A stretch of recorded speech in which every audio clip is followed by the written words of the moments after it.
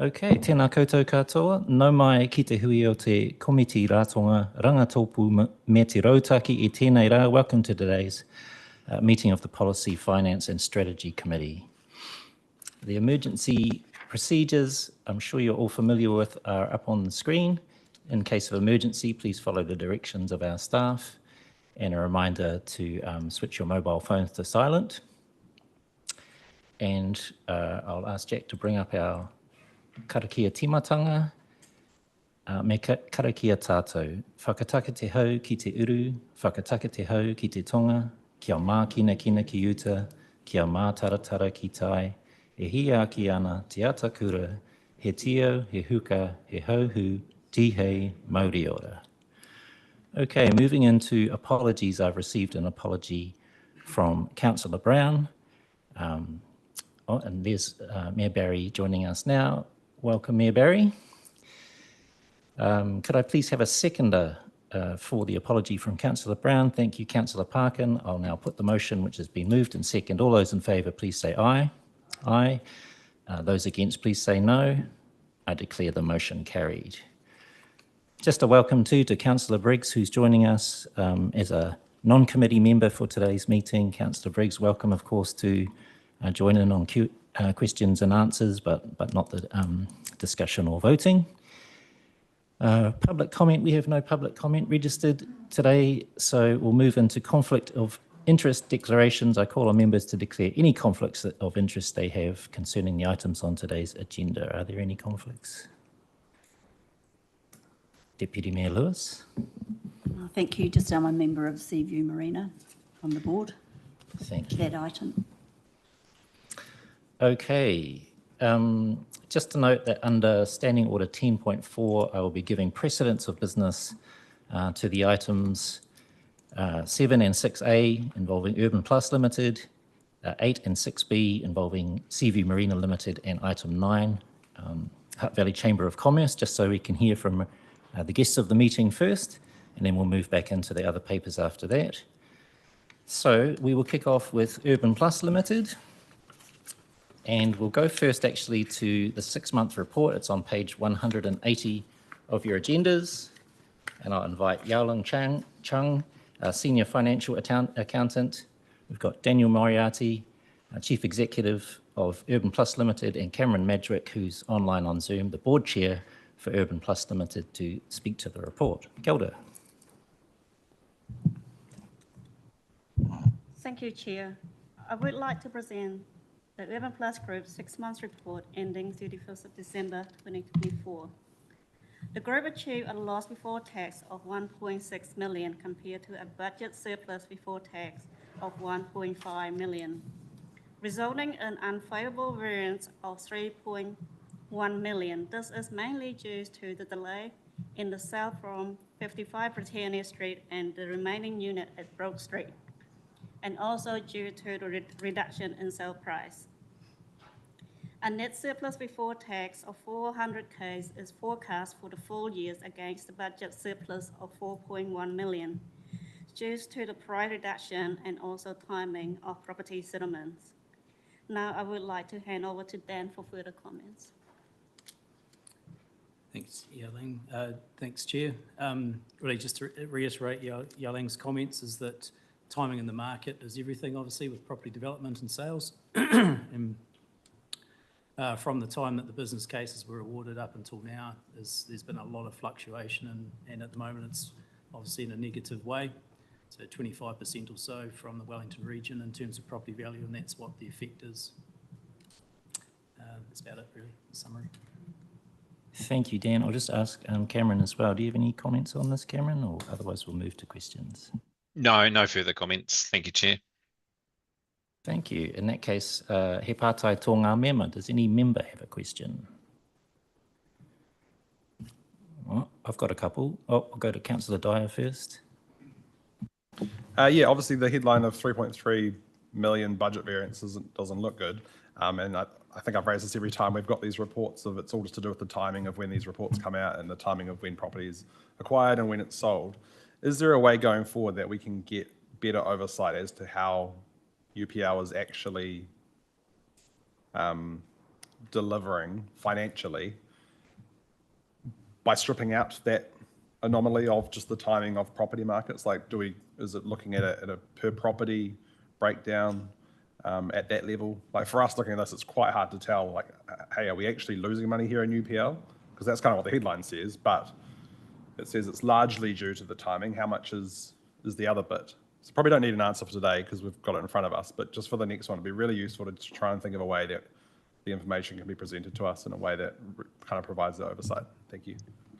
Chair, can I just offer a comment on that? Sure.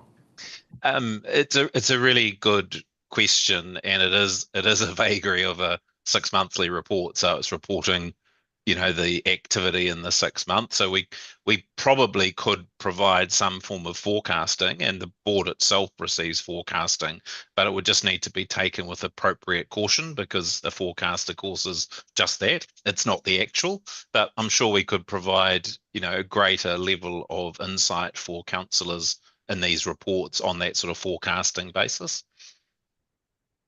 Thank you. I've got a question too, Dan. You mentioned in your opening statements that the market's very volatile at the moment. Do we have any prediction on which way the market's still heading? And I guess as an overall question, how do we protect our return on these properties in a market that might be falling? Well, it's more than $1 million question though, isn't it? It's crystal ball gazing, but commentary is not so flash for this calendar year, but looking up towards the end of the calendar year. But of course, that always changes. There can be, global forces that do a few things that changes the local markets and lending capabilities and everything. So I'm going to sit on the fence. I can't say it's going to improve because I don't want people getting their hopes up. But I think what we will be doing is really being more conservative in terms of our sales pricing for projects. And that might mean the effect is that some might not proceed because we are being too conservative so that we don't get these kind of results, which is not the effect or the outcomes that the council and the shareholder want because we want to get people into homes. So it's a double-edged sword, but at the moment we'll be a bit more conservative, but of course we want to get people into homes. Thank you. Could I just, sorry, Chair, could I stop for a further comment to that? Just a reflection that, it's important to take a portfolio view here. So while there may be individual projects because of timing that, needing to respond to the market conditions that we find ourselves in at the moment, conversely, other parts of the portfolio were in other market conditions when, the returns were much better. And that's actually a deliberate kind of risk management strategy to have that kind of portfolio approach. So it sort of smooths the overs and unders, although on each individual report, of course, you'll get either a high or a low. Yeah, just a comment from me as well. I mean, we do some regular monitoring ourselves with finance, with ourselves, with Cameron and with Dan. You do have to take the rough with the smooth in the property market. And actually, there are some pretty amazing results that we should be proud of in terms of both getting people into warm, dry, safe, affordable homes already and that pipeline. So whilst the margins aren't great, actually the risk is contained and it's managed. Infometrics suggest that there are some green shoots of recovery on the way. There was a necessary price correction in the Hutt Valley, and we know through our consenting numbers that construction is taking it hard at the minute. And those margins, particularly at that end of the market where you're looking at homes at the sort of entry level, means it's actually, it's some with developers are withdrawing from that. So it's actually more important than ever, arguably, that we're in that space, but in a way that is managed and controlled. And I'd suggest that so far we've got that risk right, but it's important we continue to be vigilant in relation to that. Thank you all for the comprehensive response to that one. I've got one more curly one, which again is about the kind of times we're operating in right now. And it's noted in the report that there was one development for a chip and that chip's funding fell through. There's another development in Stokes Valley intended for a chip, but no chip has shown any interest in picking it up. I just wonder where we sit with developing for chips at the moment, is there a greater risk at the moment, or has that risk passed and things become more clear already? With the chip focus project in Stokes Valley, we've reached out to, we've done a marketing, we'll call it a marketing campaign to all the local and nationwide chips that have interest in the Wellington region. We have had a positive feedback from at least 3. One entity is today, we've just provided further financial information, so they are taking that with vigour, which is a really good response. So there is interest in the Stokes Valley one. In terms of where to next with the chip focus for us, which is obviously one of our priorities and our operational tranches, we are going to be very cautious because there's a lot of financial outlay per project, especially with a chip project with no certainty. This has always been highlighted as the key risk item per project in the way that we structure chip-focused projects. So we are recalibrating the structure of way or the process that we approach these chip options and pretty much flipping everything on its head. So instead of getting certainty at the very end, we're really pushing for the initial phasing on that.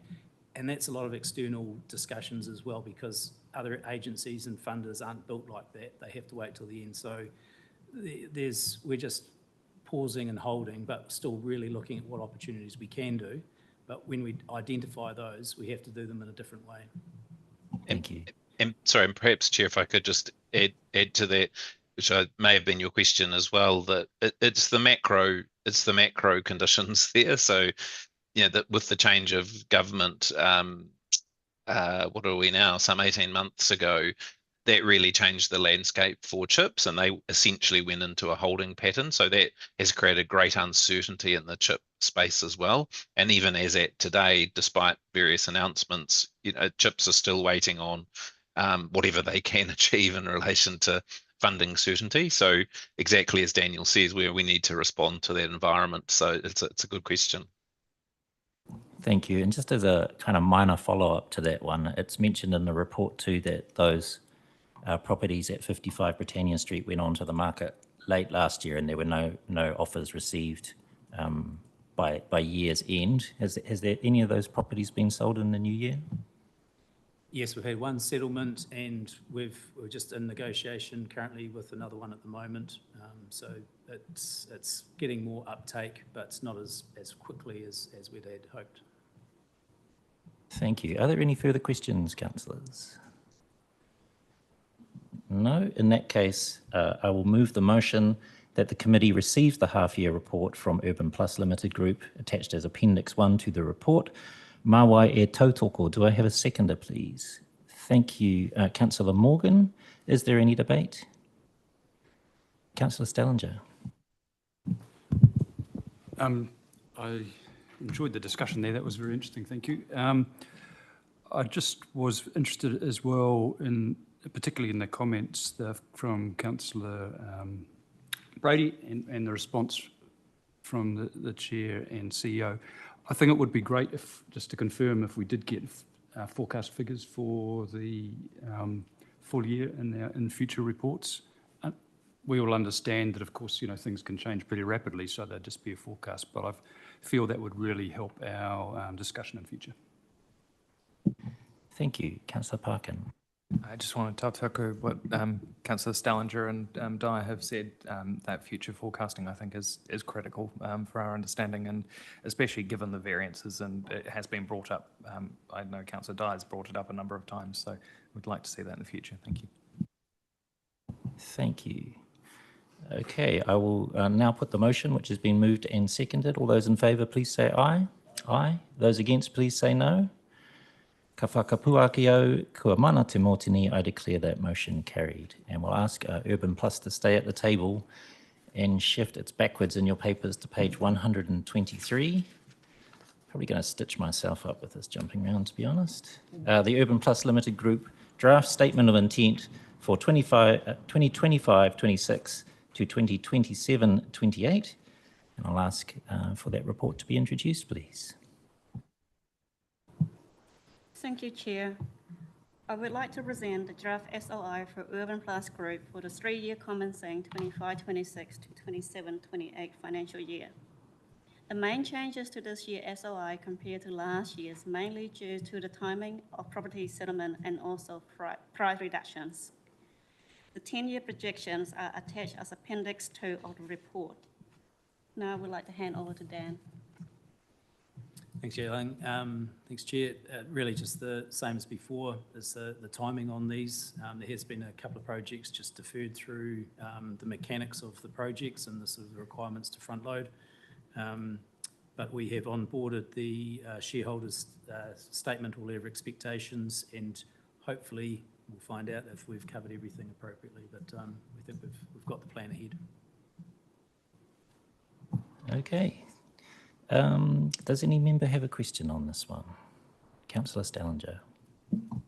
Thank you. You're just picking up a little bit on the previous discussion with the 10-year projections, which I think are really helpful because they get us to see, the longer-term picture beyond the timings of certain sales.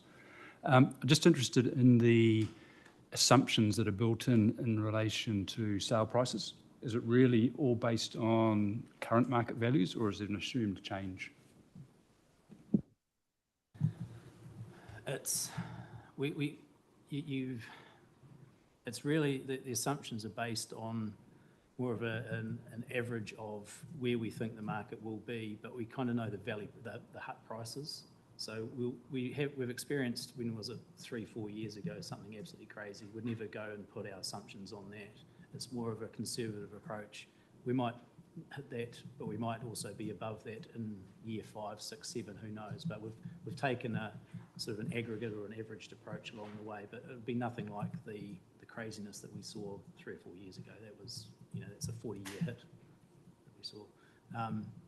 And the assumptions are based on, we take a chip project, a smaller market project, and a scale project, and that's how we get our numbers and where we get our delivery within those outlying years. So they're not project specific because we have no land at the moment, but they're assumptions on where that fits. But we know, we load what we know with our financials and say X is a portfolio project, Y is a chip project, and Z is a scale development, and factor that into the outlying years. Thank you. I had a question myself about the performance measure to do with increasing the size of the portfolio. And I was thinking back to, I think it was after your last annual report to us, where I kind of challenged you guys to have a look at that portfolio performance measure, which was to increase it to a particular number, noting that I think across the last 5 or 6 annual reports of Urban Plus, there's been no growth in that portfolio. There's now a performance measure to increase the portfolio by a minimum of 10 units per annum, which seemingly reflects a kind of conscious decision to grow our own portfolio. So I was just wondering what the reasoning is, or the thinking behind that new approach to more actively grow our own portfolio. Yeah, I agree. Historically, that 2020 figure has always been there and it's never changed. And now we've taken that approach to say we'll push ourselves to deliver that. So that's that more of a focus on a specific number per annum.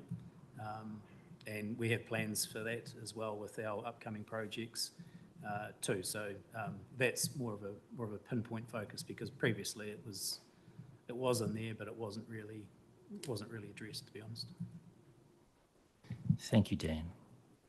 Sorry, excuse me, Chair, if I could just add to that. It's reflective of the need, of course. Council have rightly identified that that need is there, and indeed that's a core part of what Urban Plus does. So having an actual target to be held to account upon, we thank Council for that, because it gives us the opportunity to actually target that and help to alleviate some of that need that's out there. Thank you. Are there any further questions from members? Councillor Dyer. Yeah, just on a similar topic of the performance measure. There's just 2 things that are kind of conflicting. I'm just keen to hear your thoughts if I'm overthinking it too much. But one of the priorities is that for the low-income elderly, that we supply and continued portfolio growth of warm, safe units for low-income elderly.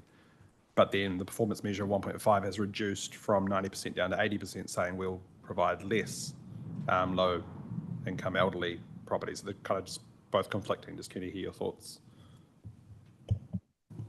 I think the chair answered or had a thought on that previously, but it's really about being flexible. Our priority is for low-income elderly, so the pensioners. Some of our portfolio does not suit them in terms of mobility. It's because we've either inherited or that's the status. Some pensioners that we offer our tenancies to don't like the area or can't afford the rent, whereas others do. So we just got to remain open and flexible. And it does still meet a need, and we're running at high occupancy, 99% to 100% pretty much all the time. So it's just it enables a bit of a flexibility to address other areas, but our focus without doubt is on the low-income elderly.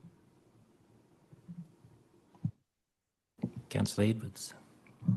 Just in relation to that discussion, just before that last point about increasing the size of our own portfolio by a minimum of 10, am I misremembering? I think this cropped up the last time we had this discussion, and Councillor Brown pointed out that we might not be increasing the size of our own portfolio, but we are increasing the number of houses that are handled by CHIPS, which is a very worthwhile thing.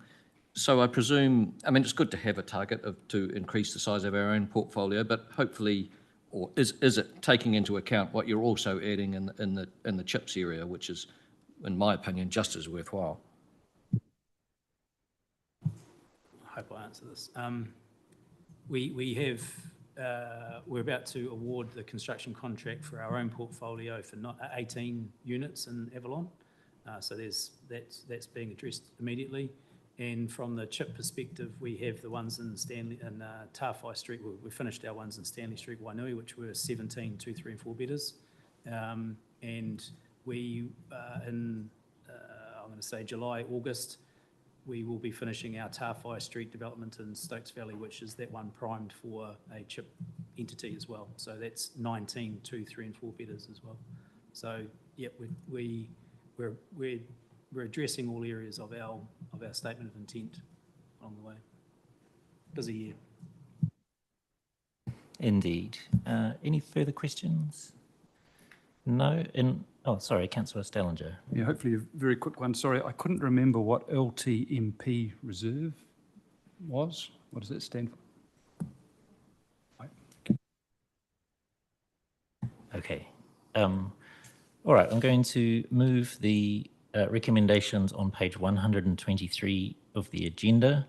There are 7 of them, so I won't read them all out, but mawai e tautoko. Do I have a seconder, please? Thank you, Councillor Edwards. Is there any debate? I think just a quick comment for me on really the last point of conversation there, and I certainly agree with your chair that there is a need, and it's really good to see Urban Plus responding to that need. That old target, as you mentioned, had been in there an awful while, but not really driving any growth in our portfolio. Really good to see that in the kind of current planning. I think that particular target will be exceeded in this next year if those Avalon properties are completed within the year. So yeah, a very good focus for us to have, and as noted by Councillor Edwards in a previous meeting by Councillor Brown, also adding a lot of stock through the CHIPS as well. So good to see that we're doing both of those things, but particularly increasing our own stock holdings. So thank you very much. Is there any further comments from councillors? No. In that case, I will now put the motion, which has been moved and seconded. All those in favour, please say aye. Aye. Those against, please say no. Ka whakapuaki kua mana te mōtini. I declare that motion carried. And thank you to Urban Plus. Thank you, Cameron. Thank you, Dan. Thank you. Okay, we're going to move now to page 210 of the agenda. And that is the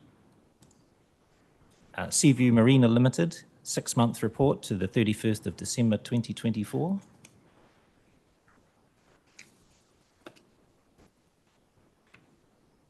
Inviting Darren Cowan, Financial Accountant, and Tim Lidgard, Chief Executive of Seaview Marina Limited, to speak to the report. Kia ora. Thank you, Chair. Kia ora, I'd like to present the Seaview Marina 6-month report ending 31 December 2024. Seaview Marina has achieved a net surplus of 221,000 compared to a budgeted net surplus of 137,000, resulting in a favourable variance of 85,000 against budget. This favourable variance is largely due to underspending expenses, but it's also impacted by the lower expected revenue. However, looking forward to the end of the year, Seaview Marina is forecasting a net surplus of 328,000 compared to a budgeted 152,000. Happy to take any questions. Thank you. I'll just give Tim the opportunity here too, if there's anything you'd like to highlight in the report, Tim. Kia ora koutou. Thank you, Chair. Nothing further to add to the report at this time. Thank you. Any questions, councillors? No? Go on, Councillor Edwards. Well, it doesn't really deal with the 6-month period that we're looking for, but there is a comment in there that we were expecting an uplift in occupancy moving into summer. Has that occupancy uplift occurred? Thank you, Councillor Edwards, for the question. At this time, the uplift is not material, so not as much uplift as we would have expected. Councillor Morgan. Kia ora. I'm not sure if I read this, and it may not be appropriate to this report, but if you could answer it if it is appropriate. With the auditor coming through, there was still some work to be done around those rentals, and I know was it the rents, and you were working on balancing that. So I'm just wondering, in our last discussion, I think, yeah, you were working through that and it was nearly there. I'm just wondering how that's progressing for you as a company. Thanks to you, Councillor Morgan. I think you might be referring to a 2-tiered pricing structure that Seaview Marina historically had, and that was rectified and put to bed 1st of July 2024. Thank you, Tim. Just a quick question for me, not really material to the report, but I guess another one about the times we live in. There was a brief comment on page 217 about boat storage revenue being below budget due to a higher vacancy than expected due to wider economic pressures and less discretionary income. In an environment like this, maybe with the cost of living being high, do you see a lot of people selling boats, or is it just that they're choosing to store them somewhere else and not down at the marina? Good question. There is a lot of people selling vessels, but there is both. There are also a lot of people reevaluating how they store them. Of course, selling the vessel removes the problem from one and puts it onto another as far as the pricing goes.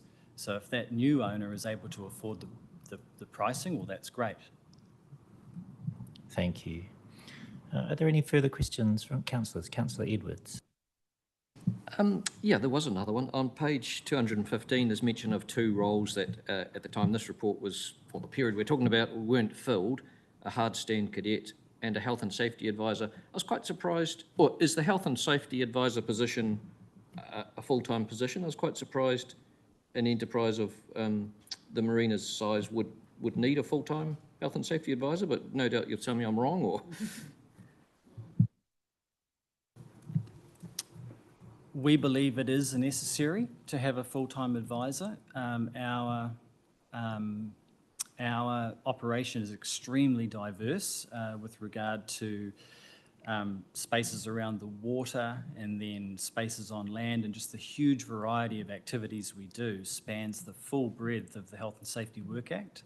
And of course, as we know, that's an ever-evolving space. You know, that interpretations within that act are always shifting, and it requires somebody to be on the front lines of that to be able to keep us up to speed. Councillor Parkin. Kia ora, through you, Chair. Just reflecting on the incident with the diesel leak, what learnings have been taken from that, and what are we taking forward? Well, there was a huge amount of learnings from that. Essentially, the biggest one is make sure that you can visually see your infrastructure if possible. This failure happened to be an underground fitting that wasn't visible, and that has resulted in a number of things, but the most important for this meeting would be to let you know that It's an all-new above-ground infrastructure that's going to be installed, so we won't be having that issue again. Thank you, Tim. Any final questions? No. In that case, I will move the motion that the committee receives and notes the half-year report from Seaview Marina Limited attached as Appendix 1 to the report. Mawai e tautoko. Do I have a seconder, please? Thank you, Councillor Stallinger. Is there any debate? No. In that case, I will put the motion which has been moved and seconded. All those in favour, please say aye. Aye.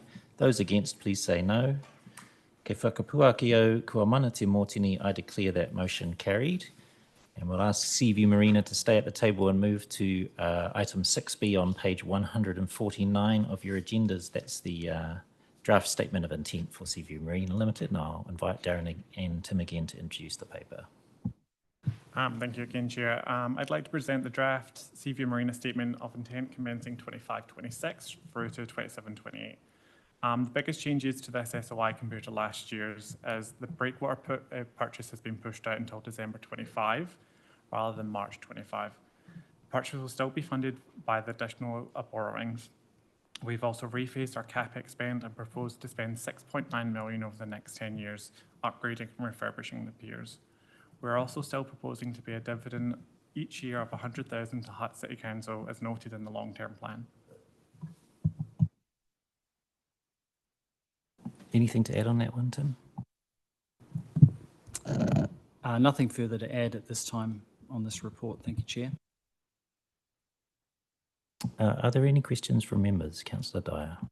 Thanks. Just one on the, you talk in the report about the unoccupied spaces in the Marine Centre and hoping to have those filled by the end of last year. Have you been successful in filling those?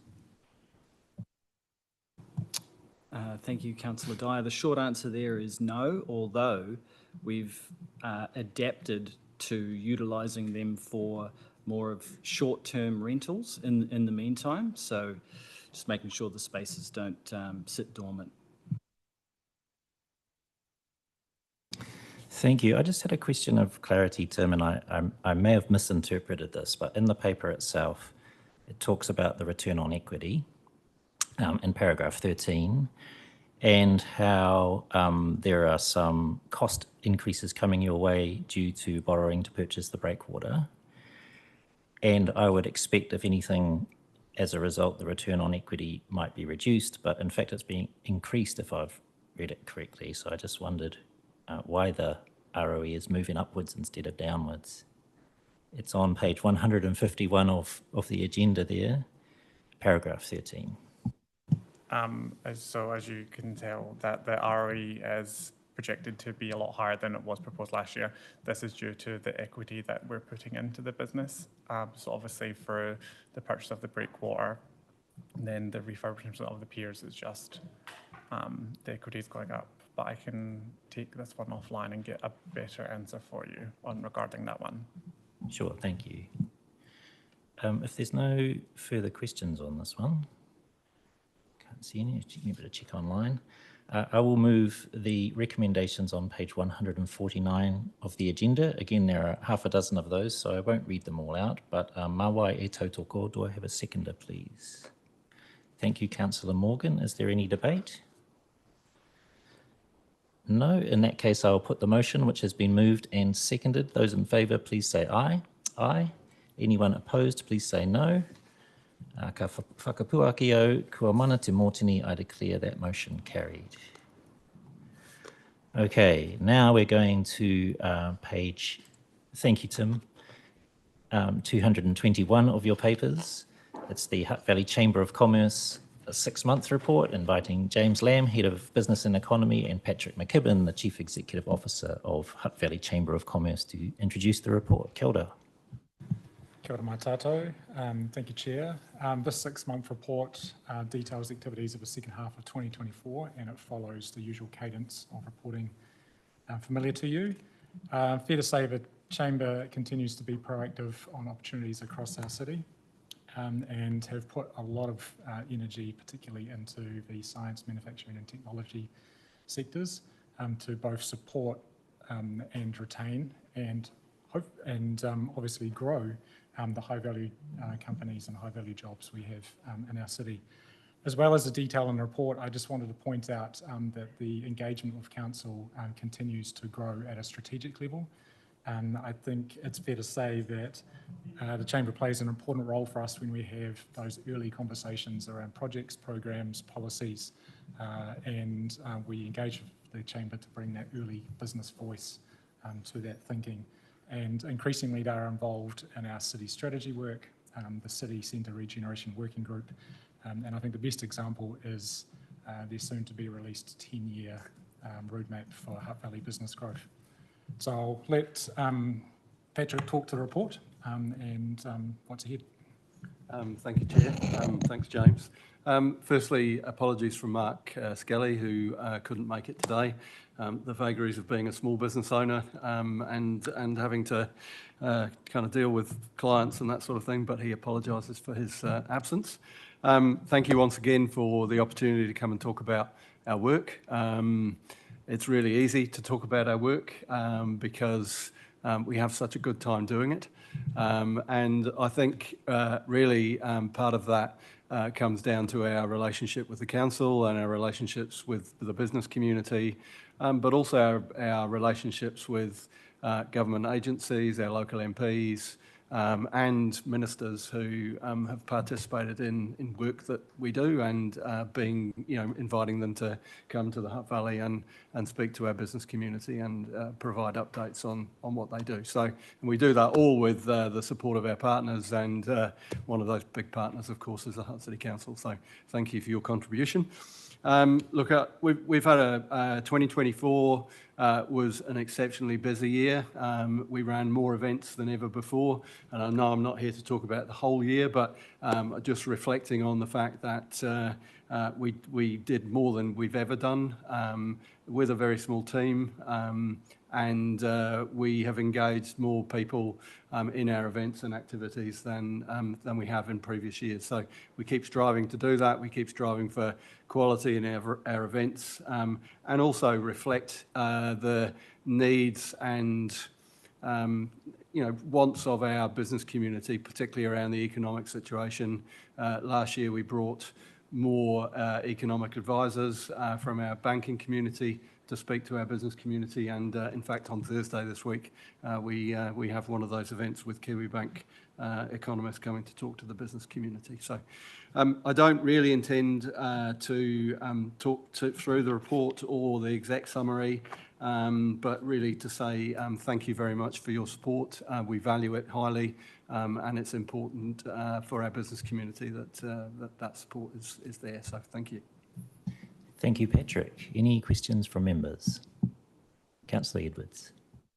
Yeah, it's not specifically mentioned in the report, so I don't know whether I'm going to get away with this, Chairman, or rein me in, but strategic advocacy is mentioned in the report, so I might get away with it. And since we have you here, Patrick, would you have any comments to make to us on what might be happening with Callaghan campus and any work that the Chamber has been doing in that area? Yeah, it's not in this report, obviously, because we got the announcement a few weeks ago. Look, we've been working hard with James and with other stakeholders to engage the businesses, not only on the Gracefield site, but also in our region. So, for example, last week we engaged with MSD Animal Health up in Upper Hutt. They employ 200 people. They rely on the capability at the Gracefield site, and they rely on the talent pool that exists in that area. So we've been very supported by our local MP, we've been very supported by the council, and we've been very supported by the business community to engage with MB, to engage with Callaghan, and to engage with ministers. We hear from MB at least twice now that there is not an intention for the government to close the Gracefield site, but it still remains a very open question as to what the future of the Gracefield site might look like beyond the next few months. So it's still a very open question. Callaghan are being disestablished. That does mean that there will be some change and some loss of roles, but we're certainly working hard with that business community that's there and with others to support the opportunity actually of that site being bigger and better than it's ever been, possibly, who knows, with government in further investment, with private investment, remains to be seen how that will work out. Thank you, Patrick. Any further questions? It's a very full report, as always. Thank you, Patrick. There was one thing that caught my eye and I wanted to ask you about, which was your Petone email campaign promoting businesses in Jackson Street. It did feel like a bit of a double up on work that is funded by a Council for Jackson Street program to promote the businesses of Jackson Street. So I just wondered, did that campaign also involve Jackson Street program, or did you see it as something that the Chamber could offer as an additional to their activities? Look, I think it would be fair to say that we did reach out to the Jackson Street program. We didn't receive any engagement from them. And it was more in line with the business, some of the business community in that area asking us to help them promote their business. Actually, that was a very useful campaign for us, and we're now doing it on a wider scale for a wider set of businesses across the Hutt Valley. So we're looking at how we can continue to support businesses. Last week on Friday, we had an email campaign with 60 different businesses who put offers out to the various community, and we know there's been quite a lot of engagement for those businesses from the offers or just the information that's being provided by those businesses. I would say that we would welcome the opportunity and would absolutely work with the Jackson Street program on any further campaign that's specific to that particular area. Yeah, so I did just want to briefly thank you for doing that, and also for including some of the feedback in the report here. It's really good to see just how it was appreciated by the businesses there. Are there any further questions? No, in that case, I will move the motion on page 221 of the agenda that the committee receives and notes the Hutt Valley Chamber of Commerce report for the 6 months to December 2024 attached as Appendix 1 to the report. Mawai e tautoko, do I have a seconder, please? Thank you, Councillor Edwards. Is there any debate? Councillor Dyer and Councillor Morgan to follow. Kia ora, thank you, Patrick and James. Thank you for your unwavering dedication to our business community here in the Hutt. Last year, you took a bunch of us councillors, took up the offer to take us around to some businesses, so really wanted to thank you for taking that time to show us around. Your leadership and commitment to celebrating and empowering our local business is really appreciated, and I particularly love the feedback from Sean from Aerotech that you included in the report. He absolutely nailed it on the head about what a great job you guys do for our community, so thank you. Kia ora, this is a little bit of the same message. I just want to say, ngā mihi kia kōrero. Actually, thank you both so much for your effort last year, particularly in that latter half of the year, to help us as councillors really engage with our business community and start to hear from them and link with them, and I think it's really powerful. I'm really excited to hear from you when the Future of the Hutt Valley Businesses report comes out. Oh my goodness, maybe hot off the press today. It's so exciting. And I guess why I'm so excited is because I can't wait to be working with you as partners to ensure that we're doing the best that we can for the betterment of our businesses and this community as a whole. So very exciting times, and thank you for the work you've been doing on that. So thanks. Thank you. Is there any further debate? I'll just reiterate, Patrick, my thanks for, as I said, always a very thorough report and a great read for us all about everything that's happening out there in the business world. And just a brief comment from me too, following up on one I made earlier. Really good to see in the report, not just the outputs, all of the things that the Chamber is doing, but the outcomes as well, hearing back from the businesses that this work is really benefiting them as well. It's much appreciated, so thank you. Okay, I'll now put the motion which has been moved and seconded. All those in favour, please say aye. Aye. Any against, please say no. Ka whakapua ki au, kua mana te mōtini, I declare the motion carried. Thank you, Patrick. Thank you, James.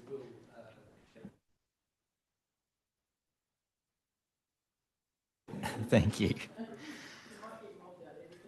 All right, moving folks right back to the beginning of our agenda to page 9 and item 5, recommendation to council, to the Hutt City Council meeting on 25 March 2025 with regards to the 2025 local elections, and I'll invite Bruce Hodgins, Electoral Officer, to speak to the report.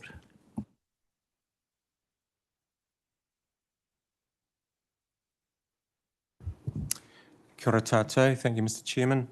So the report before you just gives a brief update on the planning for the elections and a few key dates, but more importantly seeks a decision from you on the order of names on the voting paper. So there's 3 choices there, and you can see that in the past we've had random order for the last few elections, and most councils in New Zealand use the random order. So that's what we're recommending. Any questions? Any question, Councillor Parkin? Kia ora, Bruce. Just thinking about some background information on why random order is important, and just wondering if you can elucidate on that.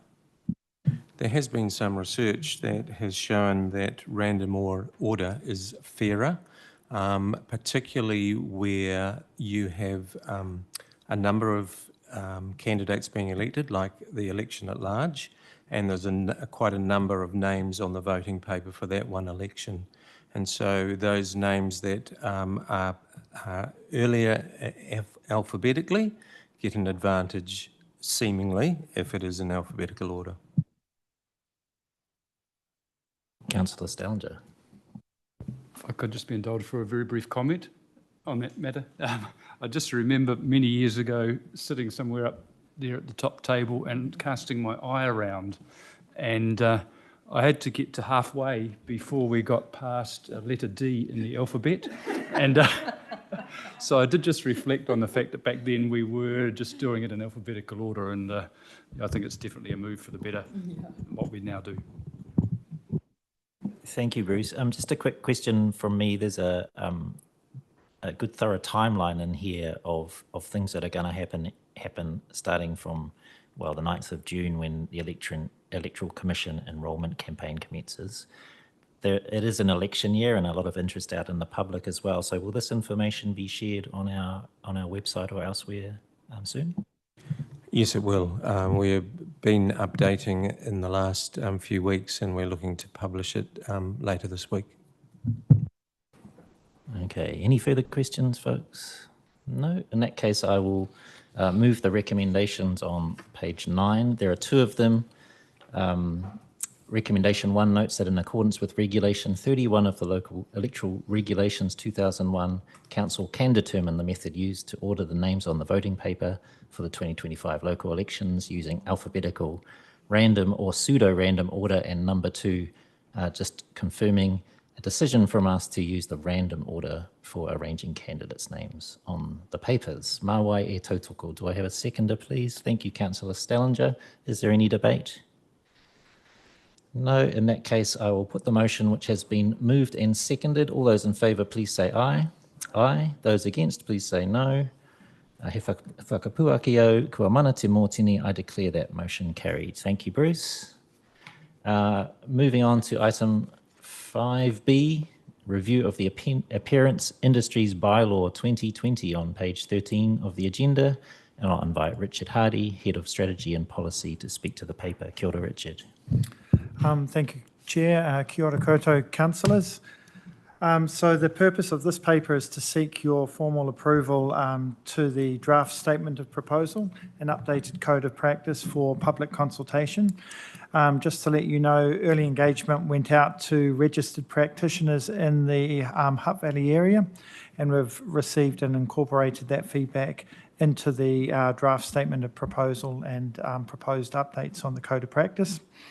You should also note that we're required to run a special consultative procedure as part of bylaw reviews, so that's been factored into this. And just finally, proposed changes are not significant, but focus on clarifying industry standards, improving hygiene and safety measures, and then ensuring alignment with industry best practice. So the consultation is proposed to run from 26 March to 26 April. Thank you, Richard. Does anyone have any questions? Councillor Parkin? Kia ora, through you, Chair. I had some fun on this because this is down my science background, although I have to say I'm not by any stretch a medical expert on this.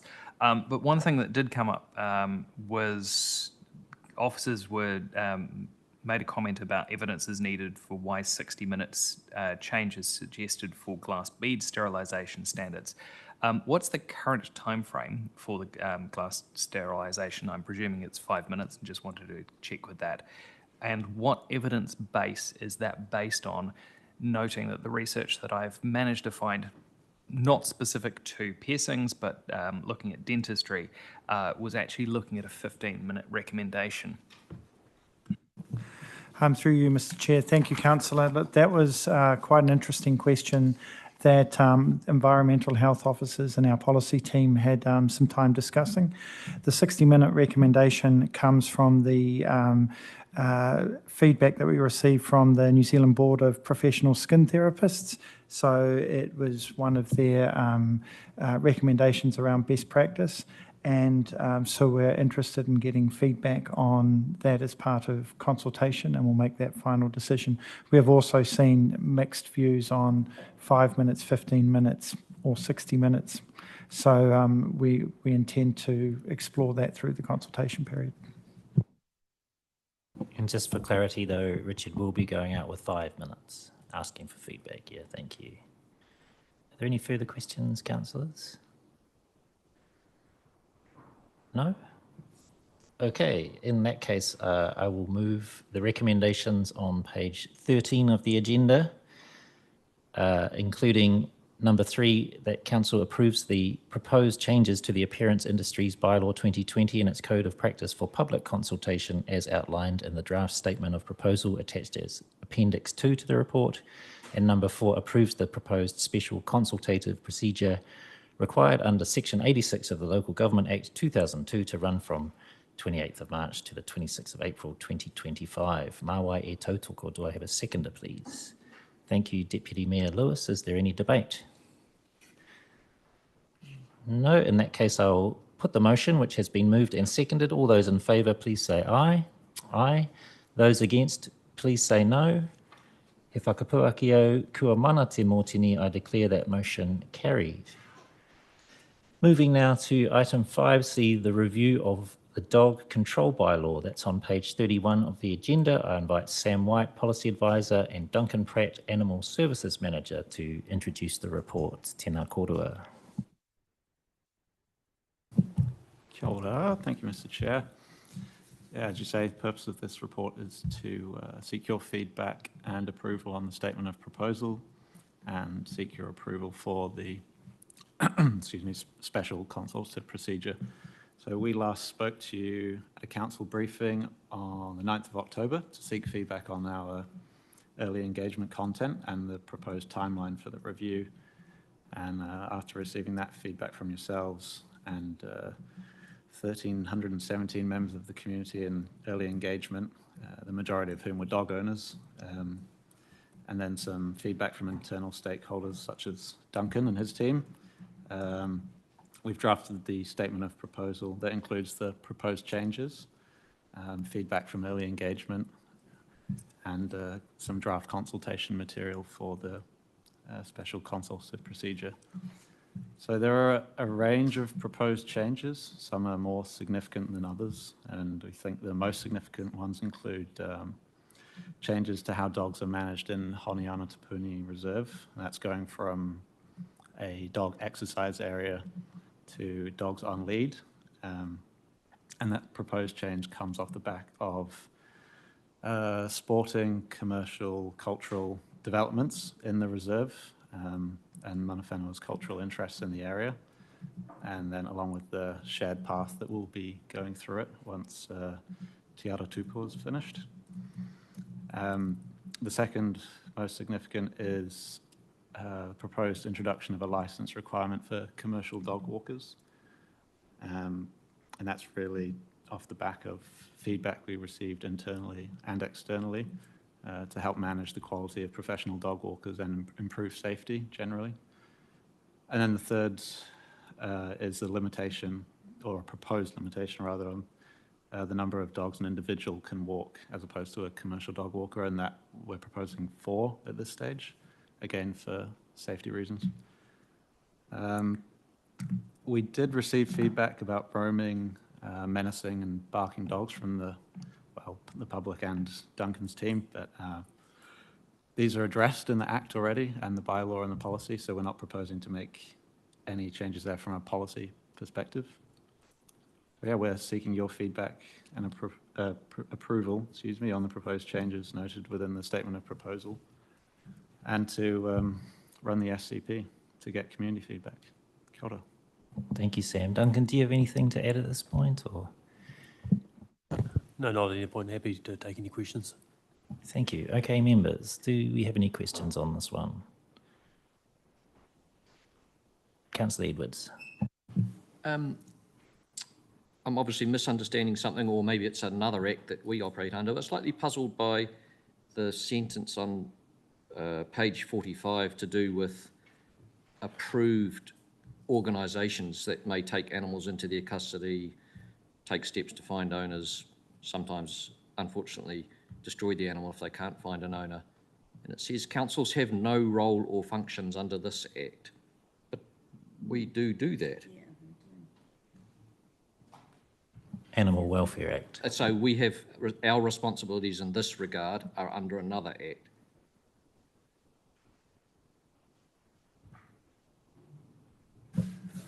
Yeah, so to answer that, the Welfare Act is primarily SPCA operate under the Welfare Act. We operate under the Dog Control Act, which is mostly around aggressive dog attacks and has very limited welfare provisions. There are some provisions for dog welfare where we can seize a dog, but they are very limited in respect to what SPCA can do under the Welfare Act. Although we round up stray dogs. Yeah, stray dogs are not considered welfare. They're considered under the bylaw as uncontrolled. So that's. Thank you for that clarification. Any further questions? I've got a few. I reckon Councillor Dyer might be able to come up with one or two. I'll kick off though. My first question is about the map, the information on page 50 about Honiana Tupuni Reserve, particularly the map and particularly the right-hand side of the map, the area between Petone Wharf and Honiana Tupuni Reserve. The map, the colouring of the map, the orange colouring compared to the yellow line looks like it's changing and that dog exercise area is being restricted to inside the path there. That might just be an issue with the map itself, but the text kind of goes on to say that change won't impact that area. So I wonder if it's just an issue with the clarity of the map. It looks like the orange shaded area is smaller than the yellow outlined area, which is the current exercise area. Is that just an issue with the map, or is there a change proposed there? Between Petone Wharf and the car park is largely staying the same. It's been the GIS team who we've been working with have drawn it back away from the road, just because there's a road there, and then off the shared path as well. So it would be a dog on lead area on that sort of shared path on the esplanade, and then an exercise area from about 2 meters away from the path to the foreshore.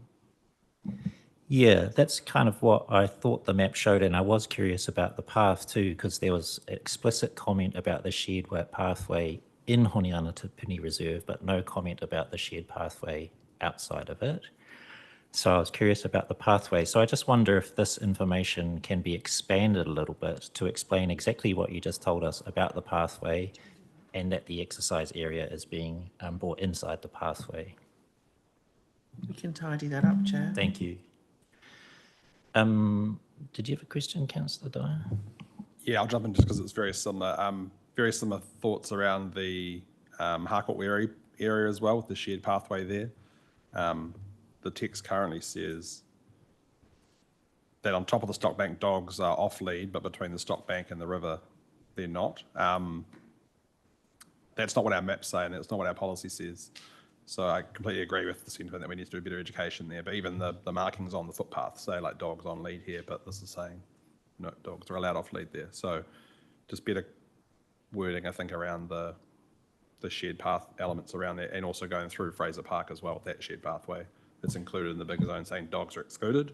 But I presume dogs are allowed along the top of the stock bank on lead, but that's not what it says.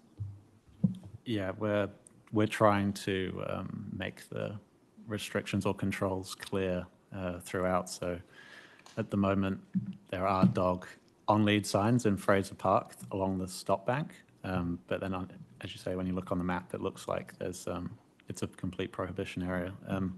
Yeah, there are some inconsistencies that we're trying to mitigate for sure. Yeah.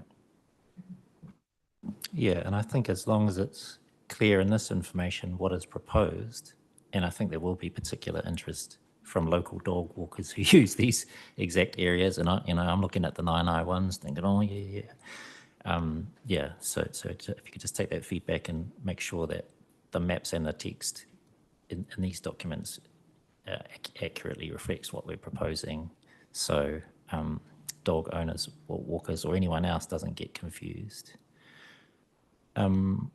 Deputy Mayor Lewis. Thank you. Thank you for the report. We will get lots of comment, I'm sure, about especially Honiana Te Puni end. But all the other areas that have now reversed to dog exercise areas, were they initiated by the residents in the areas, or was it just something the officers have put in? We did receive feedback from the community about increasing exercise areas, but these specific areas, for the most part, came from recommendations from Duncan's team.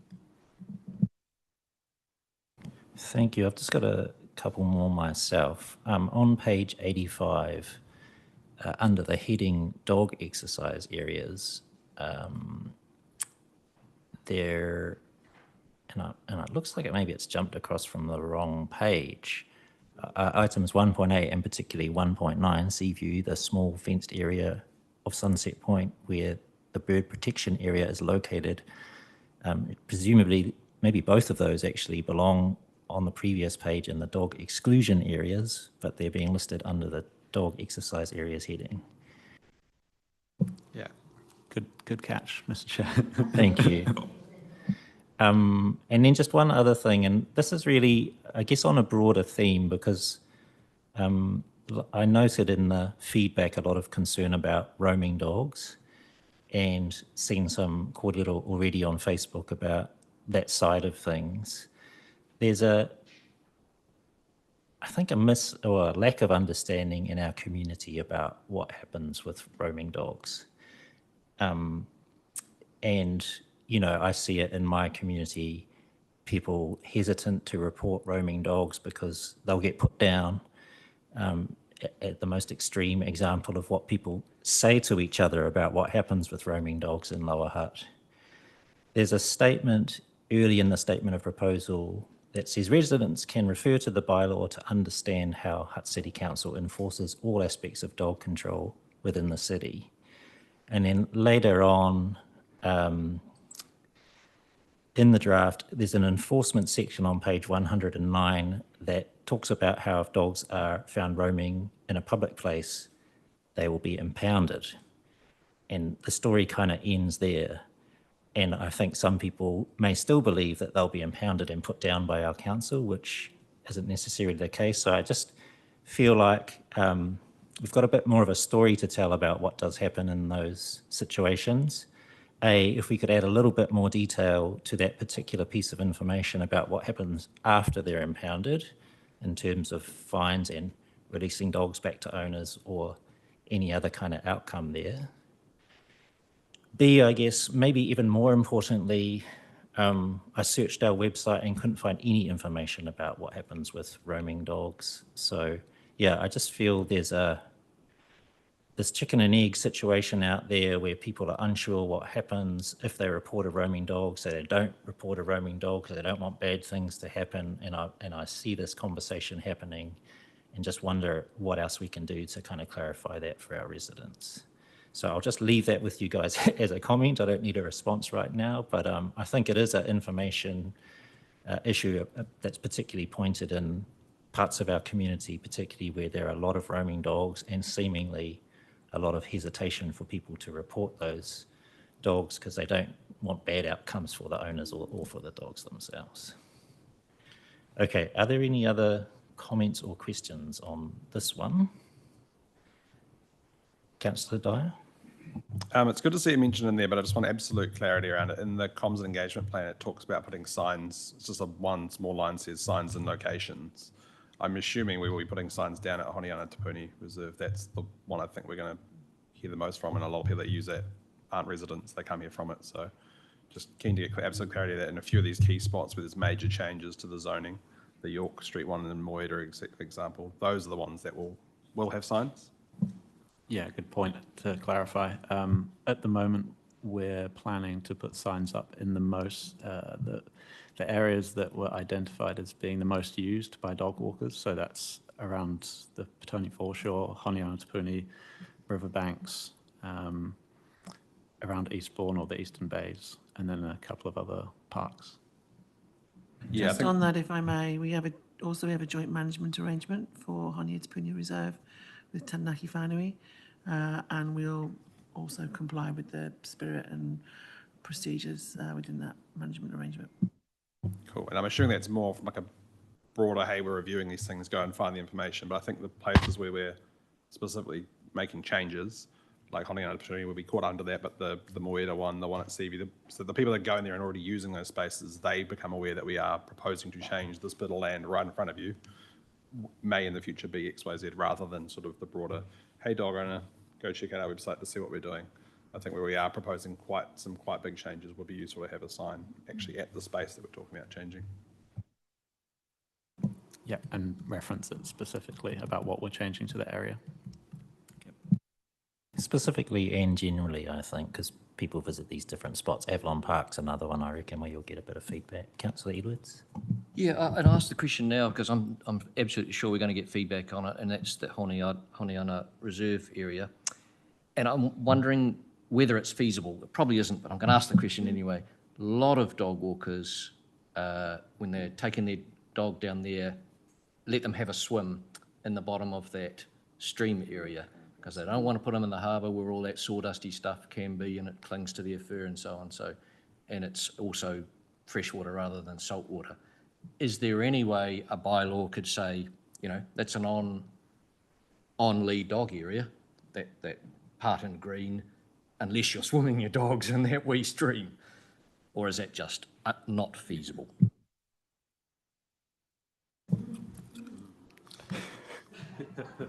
It's hard to comment on.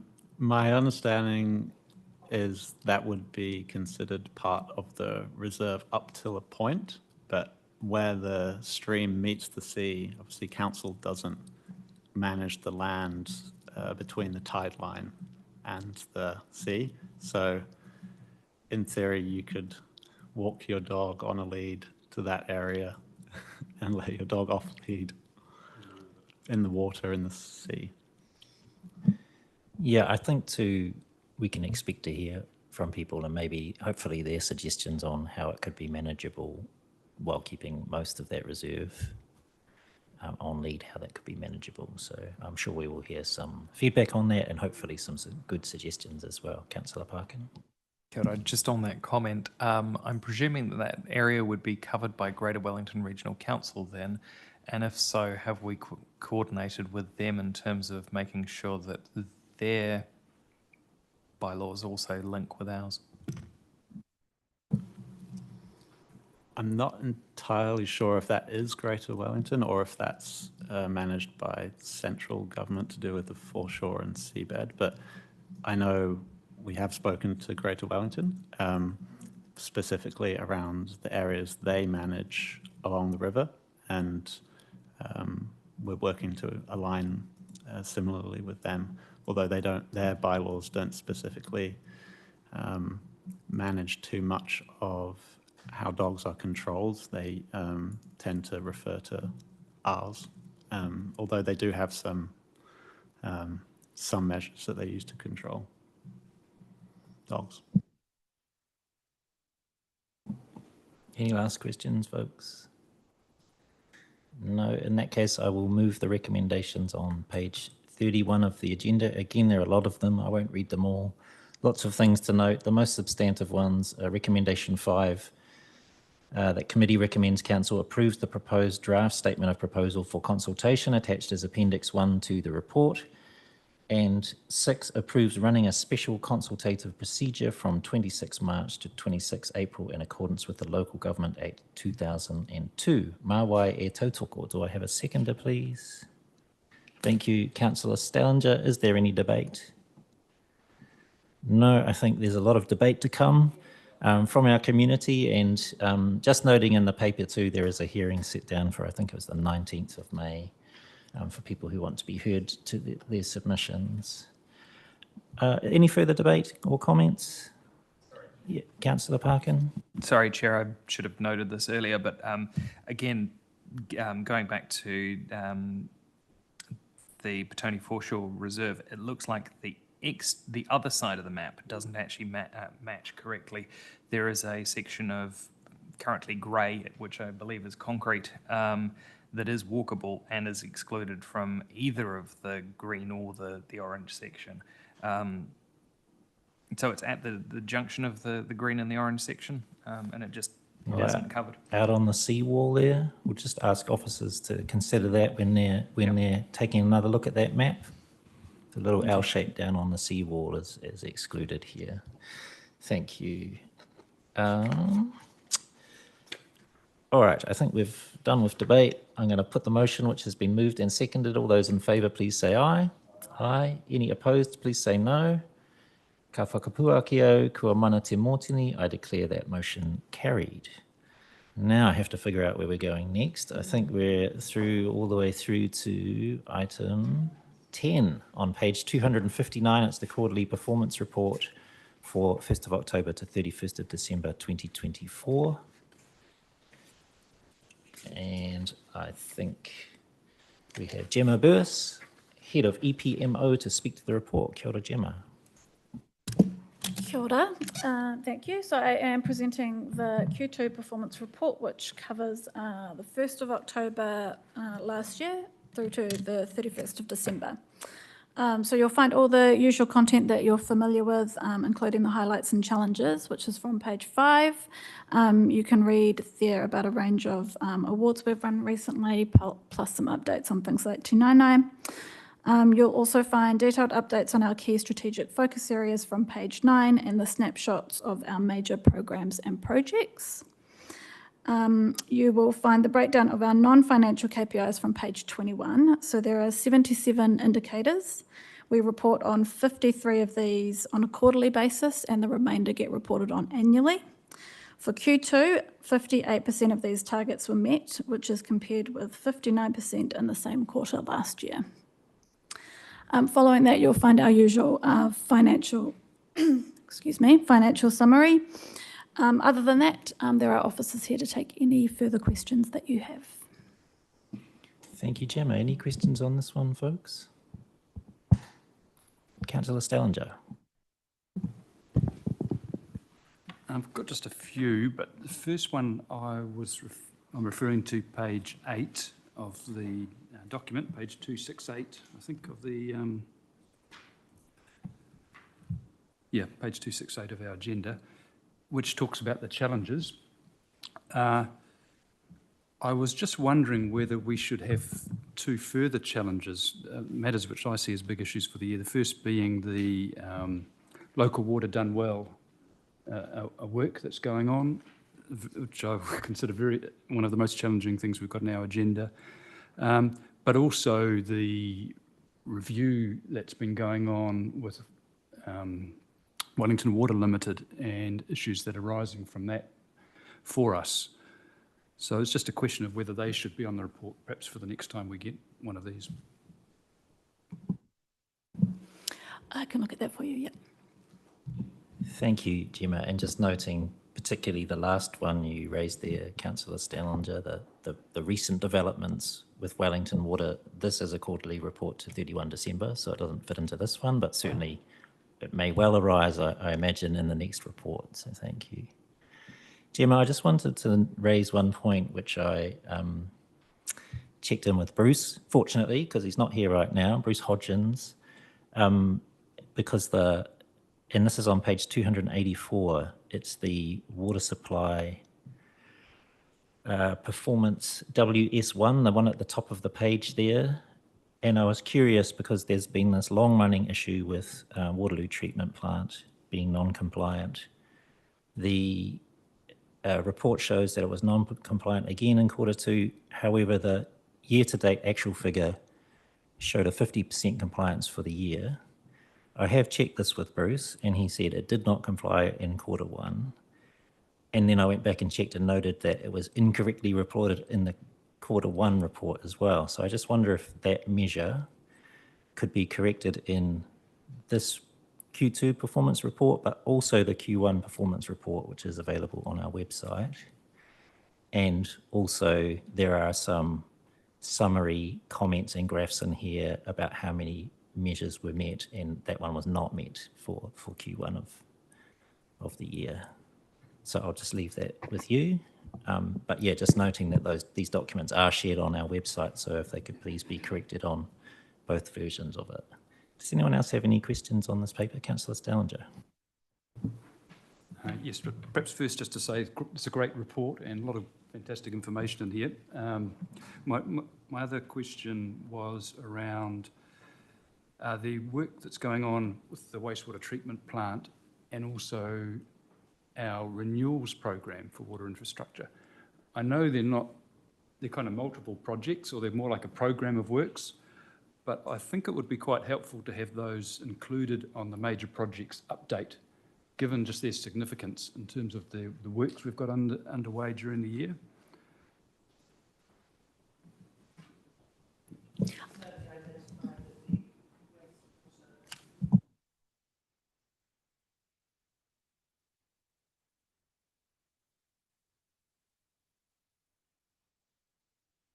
How's that? Yeah, there we go. I think my phone may have pressed the mute button on. Operator error on my part. My apologies. I certainly know that in relation to the whole of the wastewater treatment plant, Councillor Stallinger, that we've specifically identified that programme as a need to go through the Major Projects Board. I'll look at the renewals separately because I think that's less of a programme this year, but Seaview absolutely, and I'll advise the Major Projects Board. Thank you. Any further questions on the quarterly report? No, can't see any. In that case, I will move the motion that the committee receives and notes the quarterly performance report for the period 1 October to 31 December 2024, attached as Appendix to the report, Appendix 1 to the report. Mā wai e tautoko. Do I have a seconder, please? Thank you, Councillor Stallinger. Is there any debate? No, in that case, I will put the motion which has been moved and seconded. All those in favour, please say aye. Aye. Any against, please say no. Ka whakapua ki au kua mana te mōtini. I declare that motion carried. Okay, the final item, item 11, is an information item. It's the Policy, Finance and Strategy Committee Forward Programme. It's on page 314 of the agenda. Does any member have a question about the Forward Programme? No, in that case, I move the motion that the committee receives and notes the draft Forward Programme for 2025 attached as Appendix 1 to the memorandum. Mā wai e tautoko. Do I have a seconder, please? Thank you, Deputy Mayor Lewis. I now put the motion which has been moved and seconded. All those in favour, please say aye. Aye. Those against, please say no. Ka whakapua ki au kua mana te mōtini. I declare the motion carried. Item 12, questions. I have received no questions.